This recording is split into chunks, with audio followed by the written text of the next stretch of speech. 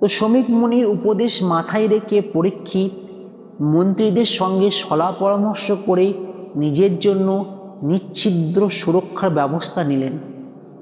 একটি মাত্র স্তম্ভের ওপর একটি বাড়ি বানিয়ে চতুর্দিকে সর্পচিকিৎসক নিযুক্ত করে চারিদিকে বিষনাশক ওষুধ ছড়িয়ে সর্পমন্ত্র সিদ্ধ ব্রাহ্মণদের ওপর তদারকির ভার দিয়ে পরীক্ষিত মহারাজ সুরক্ষিত হয়ে রইলেন। কেউ তার সঙ্গে দেখা করতে পারে না, লোকজনের যাতায়াত বন্ধ, সর্বব্যাপ্ত বায়ুরও যেন সে বাড়িতে প্রবেশ নিষেধ। এমনই এক নিচ্ছিদ্র ঘেরাটোপের মাঝখান থেকে পরীক্ষিতের রাজকার্য চলতে থাকল। রাজা রাজার মতো সুরক্ষায় ঘেরা থাকলেন, ওদিকে নাগরাজ তক্ষকও তার সময় সুযোগ খুঁজতে লাগলেন। 6 দিন পেরিয়ে 7ম দিনটি এসে গেল। নাগরাজ তক্ষক পরীক্ষিতের আত্মগুপ্তির সমস্ত উপায় এবং সম্ভাবনাগুলি চিহ্নিত করতে লাগলেন। 7ম দিন পর্যন্ত তিনি নিবিষ্ট মনে লক্ষ্য করে দেখছেন কারা পরীক্ষিতের কাছাকাছি ঘেঁষতে পারছেন আর কারা পারছেন না। এই নিবিষ্ট পরীক্ষণ শেষ হওয়ার সঙ্গে সঙ্গে তিনি সিদ্ধান্তে এলেন যে সোজা পথে পরীক্ষিতকে মারা যাবে না, চোরা গুপ্ত বাঁকা পথে পরীক্ষিতকে শেষ করতে হবে। 6 দিন পেরিয়ে 7 দিন পড়েছে, কোথাও কোনো মৃত্যুর ভয় নেই। ফলত শেষের দিনে পরীক্ষিত অনেকটা ভারমুক্ত। তার নিচ্ছিদ্র সুরক্ষা ব্যবস্থার মধ্যে খানিকটা শিথিলতাও এসেছে। গত 6 দিন ধরে লক্ষ্য করে নাগরাজ তক্ষক বুঝেছেন যে একমাত্র তপস্বী মুনি ঋষিরাই পরীক্ষিতের দরবারে প্রবেশের অনুমতি পাচ্ছেন। কারণটা খুব পরিষ্কার, পরীক্ষিতের আয়ু শেষ নির্ধারিত হয়ে গেছে। অতএব তিনি যতটা পারেন ঋষি মুনিদের সৎসঙ্গে ভগবত কথা শ্রবণ করে পুণ্য লাভের চেষ্টা করছেন। 7ম দিনে কাশ্যপ নামে এক ব্রাহ্মণ চিকিৎসার জন্য রাজার কাছে যাচ্ছিলেন। বৃদ্ধ ব্রাহ্মণের বেশে তক্ষক তাকে বললেন, আপনি এত দ্রুত কোথায় যাচ্ছেন? কাশ্যপ বললেন, আজ তক্ষক নাগ পরীক্ষিতকে দংশন করবে। আমি গুরুর কৃপায় বিষ নষ্ট করে রাজাকে সদ্য নিরাময় করব। তক্ষক বলল, তাই বুঝি? আপনার এত ক্ষমতা? আপনি তক্ষকের বিষও নষ্ট করে দিতে পারবেন? তক্ষক বলল, আমি তক্ষক, এই বটবৃক্ষে দংশন করছি, আপনার মন্ত্র বল দেখান। তক্ষকের দংশনে বটবৃক্ষ জ্বলে গেল। পরক্ষণেই কাশ্যপের মন্ত্র শক্তিতে বটবৃক্ষ আবার নতুন প্রাণ ফিরে পেল। এটা দেখে তক্ষক বললেন, ব্রাহ্মণ, আপনি কিসের প্রার্থী হয়ে রাজার কাছে যাচ্ছেন? ব্রাহ্মণের শাপে তার আয়ু ক্ষয় পেয়েছে, আপনি তার চিকিৎসায় কৃতকার্য হবেন কিনা সন্দেহ। রাজার কাছে আপনি যত ধন সম্পদ আশা করেন তার চেয়ে বেশি সম্পদ আমি আপনাকে দেব, আপনি ফিরে যান। কাশ্যপ খুব জ্ঞানী ব্যক্তি ছিলেন। তিনি মনে মনে ভাবলেন, এত ঝামেলায় যাওয়ার কি দরকার? যদি আমি রাজাকে বাঁচিয়েও ফেলি তাহলেও তক্ষকের শত্রু হয়ে যাব। তাই তিনি তক্ষকের কাছে অভীষ্ট ধনসম্পদ নিয়ে চলে গেলেন। এখান থেকেও একটা জিনিস স্পষ্ট যে তক্ষক কোনো সাপ নয়, কারণ তিনি বৃদ্ধ ব্রাহ্মণের রূপ ধারণ করেছিলেন। সাপের পক্ষে সেটা কখনোই সম্ভব নয়। তিনি নাগ জনজাতির মানুষ ছিলেন। তিনি এমন একটা বিষ আবিষ্কার করেছিলেন বা তৈরি করেছিলেন যেটা খুবই মারাত্মক বিষ, যার ওষুধ কারো কাছেই নেই শুধুমাত্র কাশ্যপ ছাড়া। তাই তিনি যখন দেখলেন কাশ্যপ মুনি রাজার কাছে আসছেন, তখন তিনি মুনির সঙ্গে দেখা করলেন এবং বিভিন্ন কথার ছল চাতুরির মাধ্যমে তিনি বুঝেও গেলেন যে তার মহাবিষের প্রতিকার কাশ্যপের কাছেই আছে।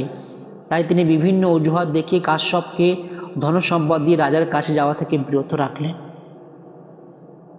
এখানে একটা প্রশ্ন মাথায় আসতেই পারে যে তক্ষক কেন প্রতিজ্ঞাবদ্ধ হলো যে 7 দিনের মধ্যেই রাজা পরীক্ষিতকে মারবে, আর সেই জন্য সে এত ধন সম্পদ এত পরিশ্রম করছিল, যেখানে পরীক্ষিতের সঙ্গে তক্ষকের ডাইরেক্ট কোনো দ্বন্দ্ব ছিল না। ব্যাপারটা এইরকম হতে পারে যে তক্ষক ছিল নাগ জনজাতির সবচেয়ে দুর্ধর্ষ নেতা, নাগ জনজাতির হয়তো সবচেয়ে বেশি হিতাকাঙ্ক্ষী, তিনি ছিলেন নাগেদের রাজা। তো নাগ জনজাতির যদি কেউ ক্ষতি করে তক্ষক তাকে ছাড়েন না।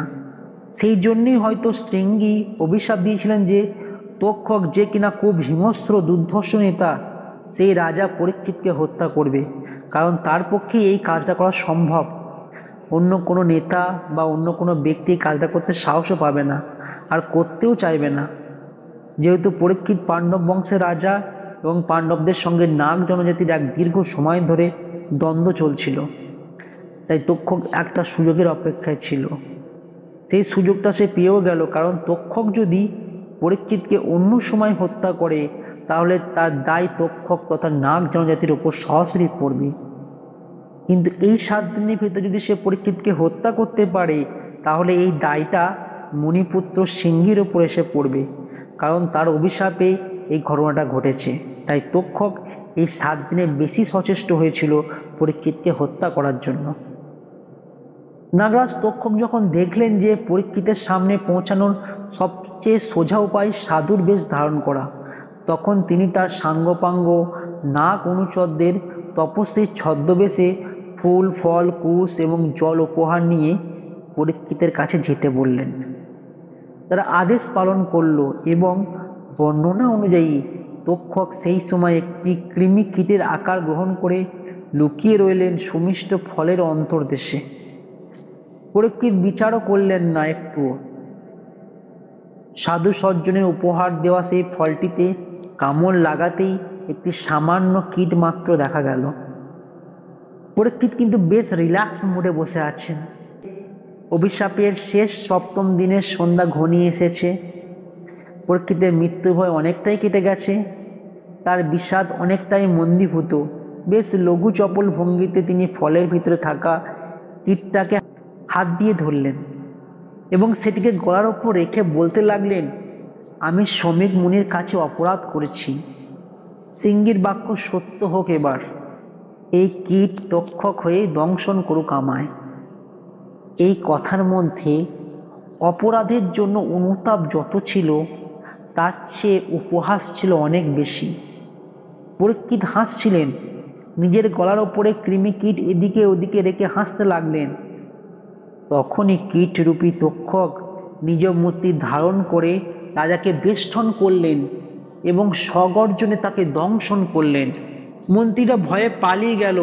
তারা দেখল পদ্মবর্ণ তক্ষক আকাশে যেন সীমান্ত রেখা বিস্তার করে চলে গেলেন।